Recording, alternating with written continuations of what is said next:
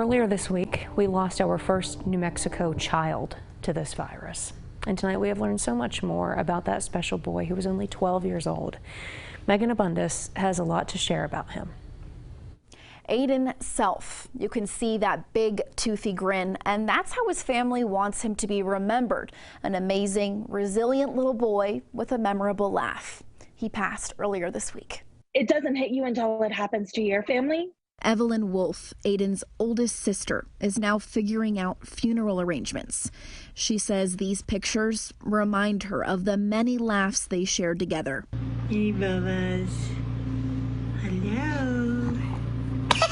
Whether it was hanging on the couch or falling asleep in her arms, she loved her little brother. 12-year-old Aedan was born premature, blind, and fought hard against brain swelling, scoliosis, and seizures. He never had a chance to walk, but he just was a fighter till the very end. Literally Saturday, he was his happy-go-lucky self. But Sunday, a seizure set in, and they noticed his breathing didn't recover. He was COVID positive. I actually was the one in the room with him when he passed, holding his hand when he took his last breath. He grabbed onto my finger, and within maybe 10 minutes, if that, he was gone, and I could just feel his hand release from my finger. They later learned their fight against COVID was just beginning. Evelyn's parents and 2 other siblings tested positive too.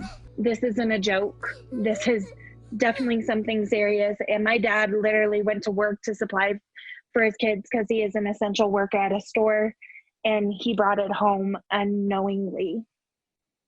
And now we've lost my little brother. She's created a GoFundMe to try to transition to life without her brother. I love you. I love you. So my family's just like getting hit one right after another, and they're not getting paid, and there's bills, and there's still in the house 5 kids, you know. If you'd like to help Aedan's family, there's a link to a GoFundMe account that's on KOB.com. In Albuquerque, Megan Abundis, KOB4.